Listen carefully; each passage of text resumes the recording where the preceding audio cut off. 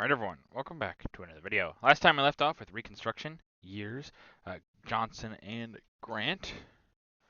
We are now, it talks about just obviously the years of Johnson and Grant and Reconstruction. But now we're on to American science and invention. The contributions of the United States to applied sciences, or to applied science, have been as numerous and important as those of any nation. This is especially true in the fields of rapid transportation and communication. Robert Fulton's steamboat in 1803, Samuel Morse's telegraph in 1837, Field's Atlantic cable in 1866, Alexander Graham Bell's telephone in 1876 were significant steps for a nation always in a hurry. Though the steam locomotive was, for a nation, always. Oops, I just reread what I already read. Though the steam locomotive was a British invention, the automobile owed much to the German internal combustion engine. They attained the widest use in America, and first successful airplane flight in California. Geez almighty. The first successful airplane flight was made by the Wright brothers in North Carolina in 1903. The work of Thomas Edison contributed largely to the photograph, the motion picture, and the electrical light. In all, he took out more than 1,000 patents. Agricultural machines such as the cotton gin, the reapers, binders, and harvesters owe much to American inventors.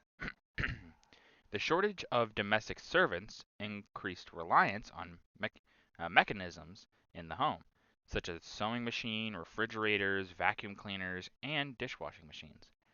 Office work profited from American elevators, typewriters, cash registers, and calculating machines. But in so-called pure science, it was hardly before the 20th century that America seriously competed with Europe. The advance of American science in recent generations is evident in the number of Nobel Prizes that have been won. An example of American achievement in medicine was the discovery by a team of experiments under Walter Reed that yellow fever was carried by the bite of a mosquito. As a result, this disease was eliminated from Cuba and the Panama Canal Zone, which facilitated the construction of the canal. Just making sure there's no more text to read. Yeah, American inventions play a big role in the world stage. Maybe not like people would think, but obviously things like the telegraph and the telephone, things like that, obviously people would consider those quite important. But yeah, those are very, very important inventions. But things like the agricultural devices, like the cotton gin, the reapers, that kind of stuff, is also very important. It allows American exports to ride really high, and then America is able to feed a lot of people, not just in the United States, but also across the world. Um, big inventions, to say the least. But now we will get on to the pictures. At the left here is Thomas Alva Edison experimenting with micrography. Micrography? Micrography. I'm not sure how that's pronounced. In his New Jersey laboratory. The holder of more than 1,000 patents, this great American inventor was a pioneer in many fields, including electric illumination, the motion picture, and the phonograph. Yeah, so Edison, obviously his reputation today is not as high as it was at one point, but Edison, even if he didn't necessarily invent a lot of the things that he did, one thing that he did do is bring those inventions to market. Did he invent the light bulb? No. But he did commercialize the light bulb. And by that, I mean he invented a commercialized use of the light bulb. A lot of light bulbs before, they burned a little too much or too quick or too whichever. But Edison really makes the commercial light bulb, which we use today and things like that. It's a little different than what he invented, but you can probably still find some of those today, actually. But you also have the phonograph and, of course, the motion pictures. Could you imagine not having movies or things like that today? Or a record? Sure, someone would have invented it, but it was Edison, and so we use those very much today. It'd be weird not to have them, right? And at the top here is Samuel F.B. Morse, a professor at the University of the City of New York. Invented the telegraph and sent his first message from Washington to Annapolis on the 1st of May, 1844. Yeah, Alexander Graham Bell and F.B. Morse, probably two of the most important inventors of this time. Morse, obviously, Morse code, things like that.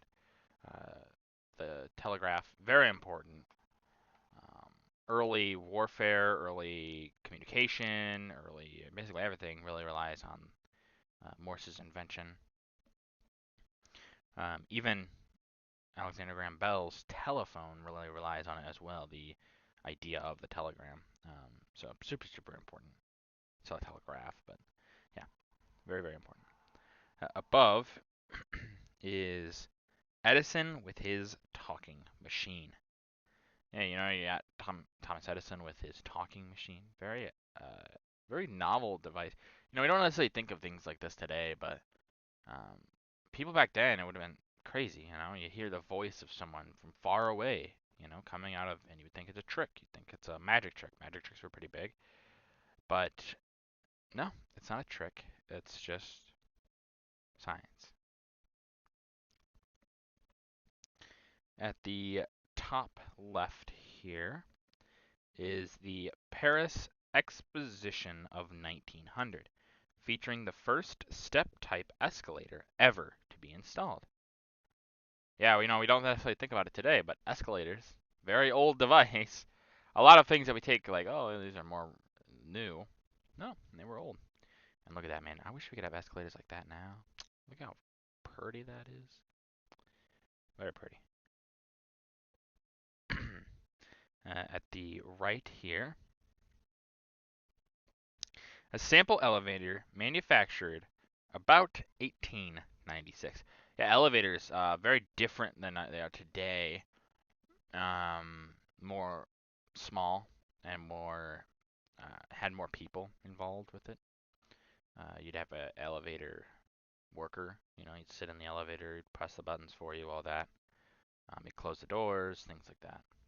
Now, all that stuff's basically done by either by the person or is mechanical, closing the doors, things like that. Um, Different time, and these elevators also I love the craftsmanship on them. Just look at them. I love older inventions. They're just the craftsmanship is so pretty. And then at the right here, in 1910, John Kowalski, a marine engineer marker, built this aircraft. Its test flight near Aspinwall, Pennsylvania, ended in a crash. Yeah, there's a lot of people inventing the plane around the same time as the Wright brothers as a potential plane. A lot of them do not succeed, though. The Wright brothers do, and I'm a correct a misconception here. I don't know how many people believe it, but I've heard a lot of Europeans recite it, and even a lot of Americans as well, that the Wright brothers are from North Carolina. It's a North Carolina invention. It is not. It is not. Yes, the first flight was in North Carolina, which is true. The um, place where they could take off was perfect there. However, these brothers, the Wright brothers, are from Ohio. They're Ohio guys, um, and don't forget that. It's very important. Hey, we gotta have something, right? At the top here is a wheat thresher of about 1802. It was powered by sweep horsepower and could thresh some 200 to 300 of bushels of wheat a day. Yeah, we don't really think about all these inventions here. You have these threshers and stuff like that. They're pretty important devices. If you can get 300 bushels a day, it's a lot of freaking wheat. Before it took, you had to do it by hand. If you look at really old sources, you'd have to lay it out and smack it, basically, a bunch. But now you can do it by machine. It goes a lot quicker, um, a lot more useful, right? At the bottom here is the Case 80 horsepower steam tractor.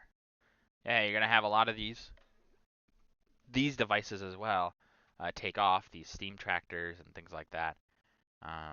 They're super useful for um, harvest, and planting crops. One thing, and this is something that's kind of unintended a boon after the end of the Civil War and the ending of slavery, because there's not a lot of all these slaves that are just working the fields for basically free. Um, One thing that has to get made is the new inventions to replace what had been lost. And so you get this big boom of agricultural inventions because of the end of slavery. So, hey, look at that. We got two great things. One, no more slaves. And two, look at that. They could easily replace them if they had wanted to, but they were just lazy and a little evil. At the top here is Robert Fulton's Clermont. Fulton made the first practical steamboat trip on this vessel, leaving New York City on the 17th of August, 1807, and arriving at Albany, New York, a distance of 150 miles in 32 hours. Yeah, not necessarily the fastest mode of transport, especially not compared to today, but steamboats are a big step forward. You no longer have to rely on wind. For a lot of history, how do you move a boat? You have the wind carry it. Um, but with the invention of things like the steamboat, that's no longer an issue. You don't need the wind to carry you. So if you, for instance, were on voyage and oh look at that, the wind died and you're just stranded in the middle of the ocean for a little bit. That doesn't matter anymore. You could just keep trucking along. Now this isn't the fastest way to go, but it will be improved upon with time, and you get faster and faster and faster to where eventually you can make these trips in a little bit. I mean, look at boats today. You can make this trip right here from New York City to Albany in a fraction of the time. At the right is building the Panama Canal in 1907. The building of the canal was a huge engineering feat.